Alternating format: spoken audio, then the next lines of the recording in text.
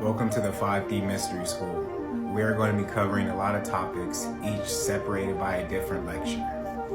Okay, so this first lecture, we're going to be talking about the Great Conjunction that's going to be happening on December the 21st. The age of Aquarius is pretty juicy, so let's get straight into it. So for this lecture, I wrote like 5 pages, so y'all gonna have to stick with me, okay? So it's all gonna connect in the end. So we're gonna start with the story of Sagittarius and Orion and how this connects to the Great Conjunction.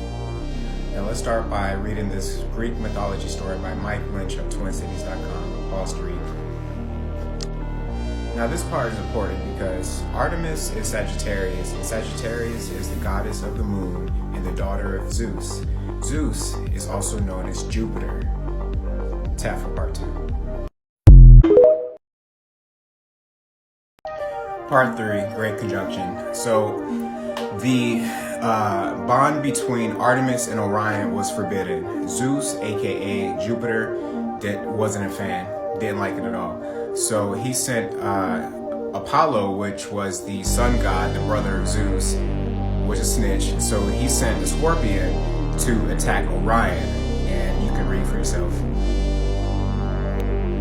So Orion and the Scorpion battled for hours. That means that the conjunction lasted for hours, and at the end, the Scorpion came out the victor, which means that the Scorpion had the higher degree at the end. Sagittarius saw this and didn't like it. So here's the last part of the article, read for yourself. So after the battle, Scorpion was moving away from Orion, and Sagittarius saw this and pointed her bow at the heart of Scorpion and tapped for part. Welcome back to 5D Mystery School, moving along with the lecture of the Great Conjunction. So, side note, I think it's pretty dope that the Sagittarius constellation has the teapot inside, the teapot cluster, and the teapot is next to the galactic center, and it's like pouring the milk from the teapot, the Milky Way galaxy. Anyway, moving along. So the moon orbits the Earth. The Earth and other planets orbit the sun. The sun and the entire solar system orbit around the galactic center. So the galactic center gives our sun its energy. Here's another good article you should read. But at our galactic center, there is a huge hole, black hole, the size of a large star that contains the mass of 4 million suns. And this is the point at which our Milky Way turns, like for part 10. So moving right along with this article, pause to read. When the clouds weren't blocking her view, Sagittarius gazed down at Orion, who was roaming around the desert, aka Kemet, aka Egypt. Now, this part is talking about the winged horses that pulled the moon and Artemis from the east to the west. That is referring to a meteor shower. So when you see winged horses there, that's symbolic for a meteor shower, which just happened today, at the same time as the solar eclipse and the new moon. Now, this last part where it says that it was love at first sight when she went down and, they did the boogie, that is referring to a conjunction. That's referring to an alignment, a planetary alignment. So think of it in those terms. Now, moving right along, pause to read. Now, this meteor shower that just happened is important because it's ushering in the Sagittarius constellation. And the new moon today is in what sign? Sagittarius. Part 4, Great Conjunction.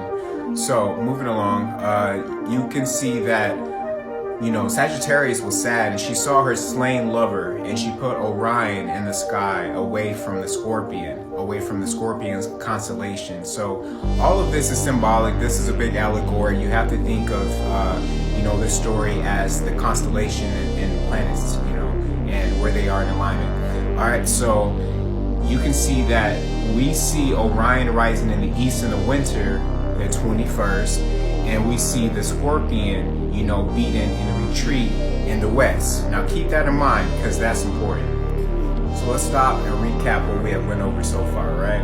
So it's Sagittarius' job to bring in the moon with winged horses, aka the meteor shower. So today we have a new moon in the sign of Sagittarius and a new meteor shower. Watch for part 5. Part 5, Great Conjunction. If you have not watched the previous parts, go back or you will be lost. Alright, so recapping what we went over so far. What's going on this week, with the meteor shower, with the new moon in Sagittarius, right? And this great conjunction is different because we have Jupiter and Saturn coming together at a 0 degree, and it hasn't happened in this magnitude in about 800 years. That's an omega, literally. So the Sagittarius constellation is in the sky, facing Orion, right? Where she can look and get her gaze at Orion. And it's next to the Scorpion. She has her arrow pointed at the Antares star, which is at the heart of the Scorpion star constellation, right? Now, the Sagittarius constellation also happens to be at the deepest part of our Milky Way, where the galactic center lies. Watch for part 6.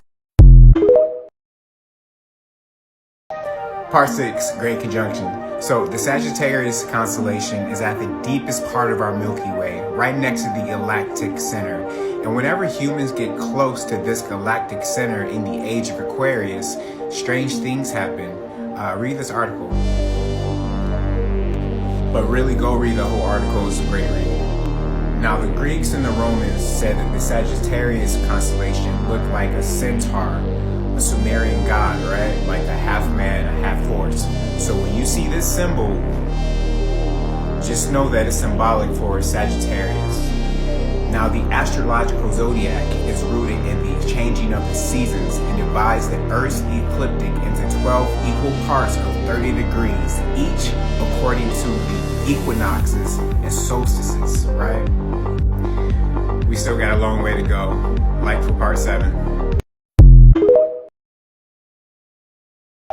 Part 8, the Great Conjunction. And pause, I just realized that autocorrect has been playing me. I know how to spell conjunction, but they had just been messing me up. So that's how you spell it, move it along. So the Earth's sun travels in this sign of Sagittarius from December the 17th to January the 21st. The Sagittarius zodiac sign is from November the 22nd to December the 21st, right? Okay, moving along. So the Sagittarius constellation is associated with Jupiter because she's the daughter of Jupiter. And Jupiter illuminates the grandeur of the Sagittarius constellation. And you can say that Jupiter shines her light on the Omega, and the Omega is inside of the Sagittarius constellation, right? I know that's biblical, but side note, why does NASA have a program called Artemis, aka Sagittarius? Go on for part 9. Welcome back to 5D Mystery School, Part 11, The Great Conjunction. So December the 21st is so special because this alignment hasn't happened in 800 years. Now this black hole was confirmed September the 5th, 2001 by the Sandra X-ray Observatory. What up, Sandra? Now the galactic center moves at the pace of a fixed star. That's 1 degree every 72 years. Now this great alignment that's happening on the 21st, where Saturn and Jupiter will come together at 0 degrees, hasn't happened in 800 years. Now do you know what 800 divided by 72 is? Yeah, that's the answer. I was blown away too. Side note, if we are in a simulation, we know that in binary code, 1 and zeros, 1 means open. We're about to get open, baby. Moving along. Like for part 12. Welcome back to 5D Mystery School, part 12, The Great Conjunction. Now this massive black hole that rests at our galactic center was just recently discovered, so we really don't know what it's capable of, but we do know when humans come close to the center of the galaxy and that gamma ray flash happens, our DNA changes. Side note, people who have strong aspects to the galactic center in their natal chart usually have feelings of not being like human or, expressing having strong psychic powers. Moving along. Now, I can tell you about one civilization I got a chance to experience this great flash from the center of our universe. That's right, the Egyptians. They are playing with the Golden Age. We're going to continue to dive deep, like for part 13. Welcome back to 5D Mystery School, part 13. Now, as I said before, Sagittarius is ruled by Jupiter. Read and I'll explain. So Jupiter shines its bright light on the Omega in the Sagittarius star cluster, right? So Jupiter, the glyph right there, its role is to raise the consciousness of man above the cross of matter. So coincidentally, the age of Aquarius is happening on December the 21st, and it's going to be a 0 degree conjunction with Jupiter and Saturn, right? Jupiter being expansion and Saturn being contraction. So this is going to be a great biblical battle of sorts. Now, Jupiter's role is to raise your consciousness beyond the physical world, introducing the age of Aquarius. Now, we're going to talk about the importance of Aquarius, part 14. Welcome back to 5D Mystery School, part 14, the Great Conjunction. So, the importance of Aquarius is pretty significant. Now, let's think in terms of elements. Aquarius is known as the water barriers, right? So, when you think of the age of Aquarius, think of the age of the water barriers, the reign of the water barriers. Now, how does this relate to Atlantis, Agartha, and Earth, and Antarctica? Keep that in mind. We'll touch on that later. Moving along.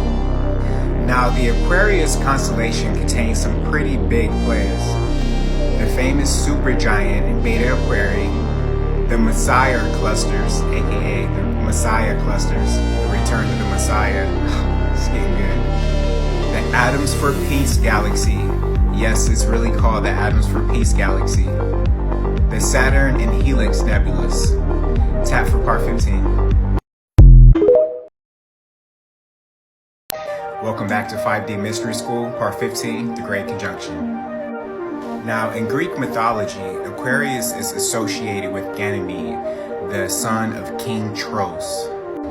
Ganymede was a young, beautiful Trojan who caught the eye of Zeus, aka Jupiter. So Zeus disguised himself as the eagle, aka the Aquila constellation, and carried him off to Olympus, where he was to serve forever as a cupbearer, aka Aquarius. So when you hear Jupiter, think Zeus, think God, right? In Babylonian mythology, Aquarius is referred to as Gula, the Great One, or the Ea, the God himself. In Egyptian tales, Aquarius is known as the god of the Nile because Jupiter illuminates the Nile, that is the Nile River in Egypt, like for part 16. Welcome back to 5D Mystery School, part 16, the Great Conjunction. Now, we know that in this tale with Sagittarius and Orion, that Orion lines up perfectly with the pyramids of Giza, and I'm just wondering if that's going to happen again on the 21st. Moving on. Now, we covered earlier, symbolically, the role of Jupiter's glyph is to raise the consciousness of man above the cross of matter. So with that being said, as we draw closer to the 21st and as we move past the 21st, you're going to see a lot more articles like this. I'm sure by now everybody has heard about it. Read. Go read that entire article. It's almost like something you expect to see on Star Trek. Actually, it's exactly what you've been seeing. It's predictive programming. We're going deeper, like for part 17. Welcome to 5D Mystery School, part 17, the Great Conjunction. Now, this article is something that you probably wouldn't have expected to see this year. I mean, well, the way this year is going. But this is all to condition you to get your consciousness ready for what's to come in the age of Aquarius, which starts on December the 21st of this year. Now, what we do know from recorded history from the Egyptians are that they were a very advanced civilization. That's because they were living in the golden era. They were very close to the galactic center.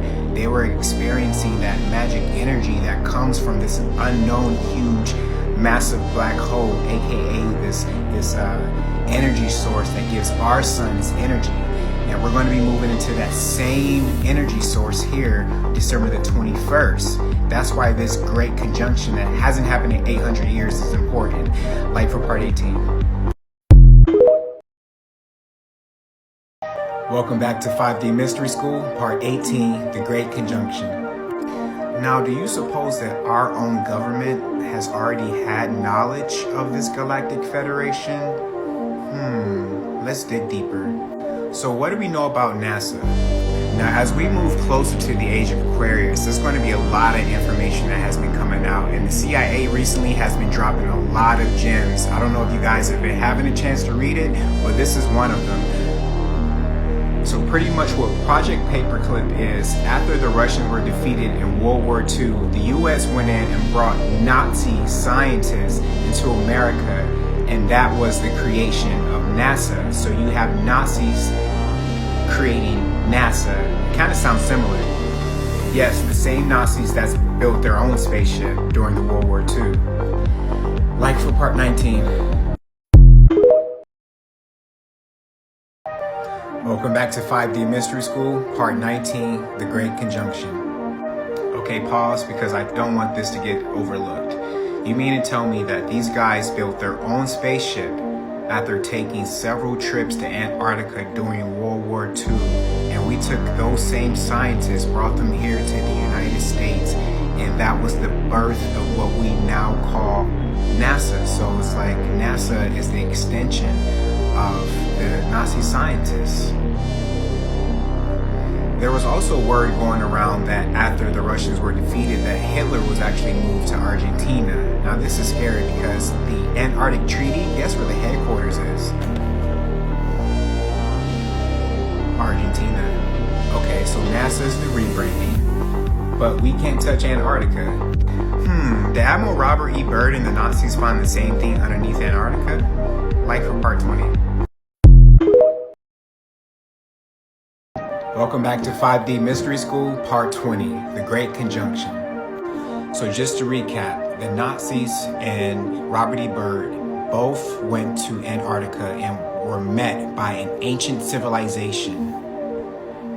So could Robert E. Byrd's journal that spoke of this ancient civilization be the water bearers of Atlantis, the ancient lost city? So, if Jupiter's supposed to raise our awareness and we're moving into the age of Aquarius on the 21st and we're experiencing all of these rare cosmic events, what does that mean for the age of the water bearers in Atlantis? So we now know about the Galactic Federation and we know about a civilization underneath Antarctica. If we're close to the galactic center, next to this huge, massive black magic hole, then you can expect a DNA upgrade at the dawn of the age of Aquarius. That's all for now. Let me know if you want me to go deeper.